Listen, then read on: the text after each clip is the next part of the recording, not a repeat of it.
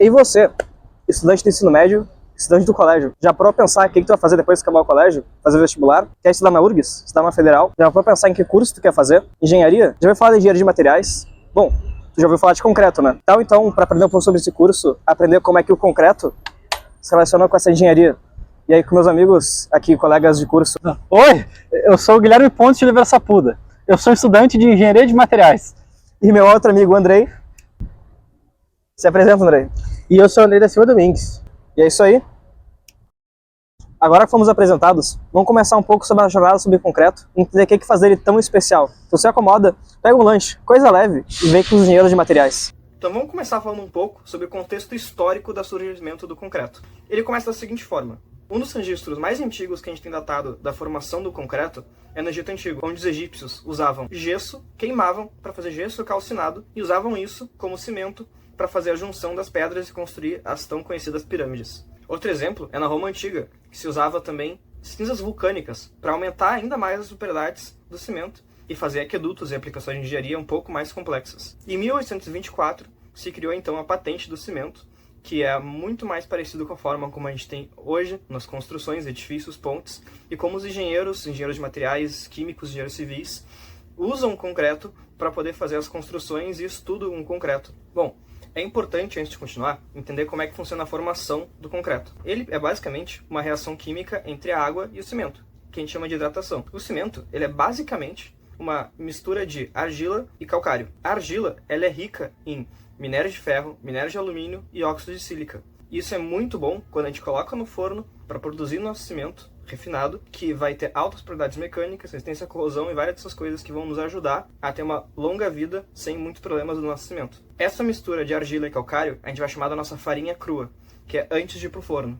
Depois do forno, que pode chegar a 1500 ou 1200 graus, a gente vai ter uma coisa chamada clinker. Esse clinker, ele é rico em óxidos. E depois ainda são adicionados calcário, gesso, sulfato de cálcio e até escória. Outras coisas depois podem ser adicionadas para ter mais propriedades e outras aplicações do cimento. Mas é basicamente isso que se constitui na formação do cimento. Para continuar então, agora eu vou passar a palavra para meu colega Guilherme, que vai mostrar um pouco para vocês sobre como é que são feitas as pesquisas em cima do concreto na URGS, na Universidade Federal do Rio Grande do Sul, para vocês conhecerem um pouco mais como é que é lá dentro e se interessarem pelo curso também da engenharia de materiais.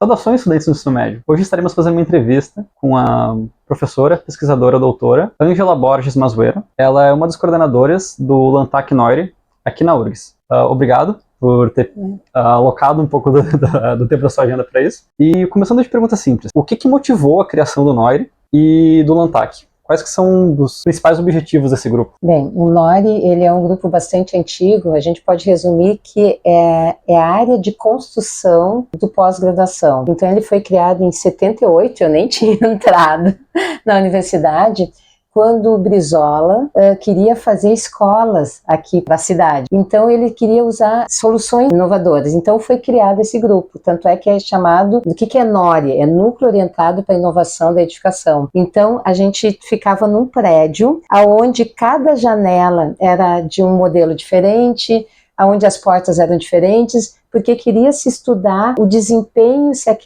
as partes daquela construção, qual que era melhor que a outra. E o que é o Lantac? O Lantac é um laboratório dentro desta grande área, né?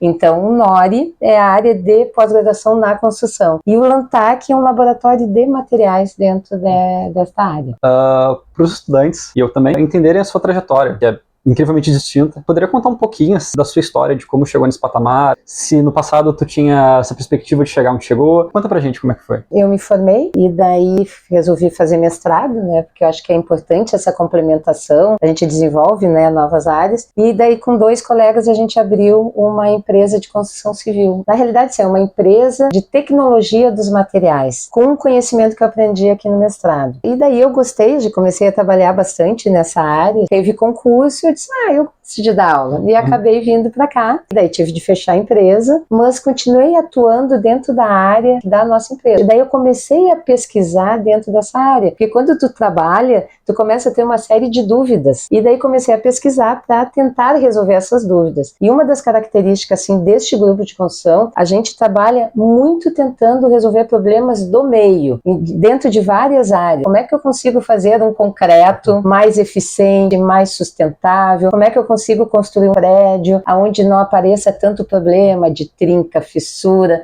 que não cai um pedaço da fachada? Então, isso são alguns dos temas que a gente trabalha. Então, inicialmente a gente começa com a graduação, e aos poucos a gente vai entrando no pós-graduação, e hoje em dia eu oriento alunos de iniciação científica, mestrado e doutorado. E de todos esses projetos ao longo dessa vasta jornada, qual que tu diria assim que foi um dos mais interessantes? E aqui no Lantac mesmo? A gente tem alguns bem inovadores. Então, por exemplo, um dos que a gente fez é fazer um concreto translúcido. O que é um concreto translúcido? É que a luz passa por ele. Então, na realidade, um professor aposentado viu isso na China e disse para nós, a gente tem condições de fazer. E a gente, é verdade, e a gente fez. Então, esse é um concreto que o pessoal usa para iluminação e pavimentação, a parte decorativa, né? Então, a luz acaba passando e daí tu gasta menos energia para iluminar a edificação. Outro bastante interessante que a gente tem atuado bastante são em concretos autolimpantes. Então, de novo, a gente tem pensado muito do ponto de vista de sustentabilidade, né? E quando tu faz um prédio, a gente precisa pintá-lo, né? Para que ele seja durável. E essa pintura, ela tem de fazer realmente de 3 em 3 anos, no máximo de 5 em 5 anos. Então, o que a gente faz? Faz um concreto ou uma argamassa, onde a gente coloca um produto. A gente tem trabalhado com titânio, e esse titânio, com a ação do sol, ele, além de consumir os poluentes, ele ainda facilita a lavagem, ou seja, ele é uma coisa permanente para a vida inteira, a gente não precisa pintar, extremamente durável. E um último, acho que também dá para falar, a questão de aproveitamento de resíduos da construção civil. Então, nossa, vocês veem pela cidade, a gente tem muita obra, principalmente agora na enchente, se gerou muito resíduo. A construção civil, ela consome muitos materiais naturais, né?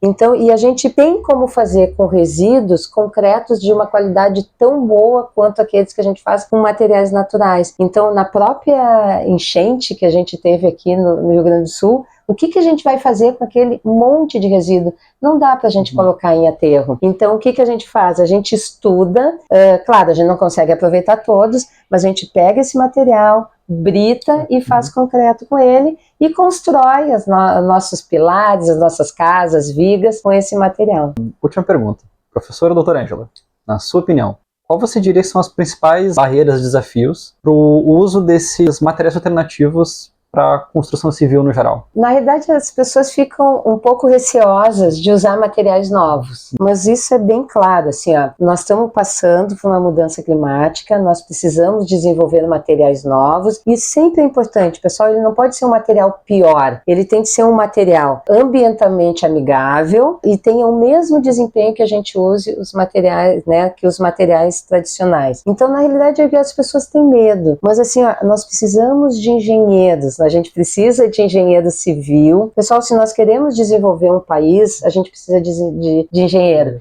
Então, a dica que eu posso dar é assim, daqui a alguns anos vai faltar engenheiros no mercado. Não só engenheiro civil, engenheiros de uma forma geral. Então, na realidade, alguns materiais são bem inovadores, né? Então, por exemplo, eu vou dar o exemplo de um material que a gente recém está começando a pesquisar, que são produtos termocrômicos. O que é isso?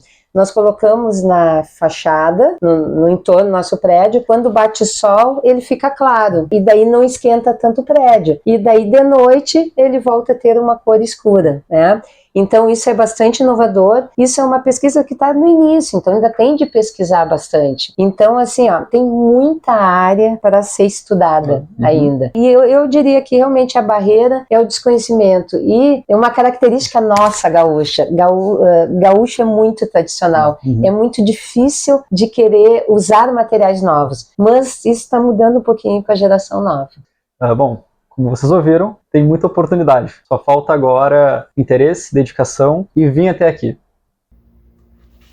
Então, Isso foi um pouco do que a gente tinha para mostrar sobre o concreto. Vocês podem ter visto que a gente mencionou mais de um curso enquanto a gente fazia a apresentação. A engenharia civil, a engenharia de materiais e até mesmo a química. Mas isso é muito importante também para entender como as coisas não estão só fechadas dentro da sua própria caixa.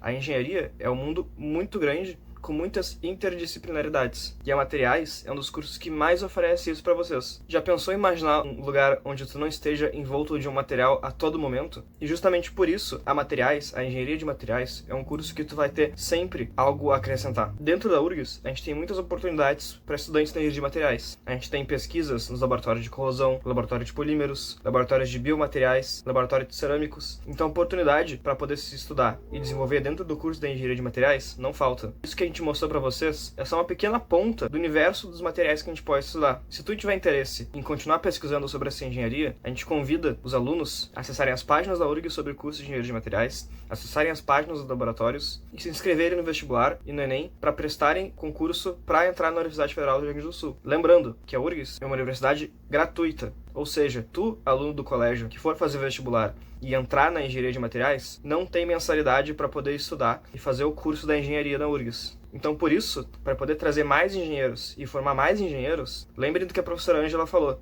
A gente está em falta de engenheiros no mercado. Então, se quiserem dar uma chance para um dos cursos mais legais que vocês podem entrar, a gente convida vocês a virem conhecer um pouco mais sobre o curso da Engenharia de Materiais na Universidade Federal do Rio Grande do Sul. E aí, em nome dos meus colegas Andrei e Guilherme, eu sou o João. Muito obrigado por assistirem.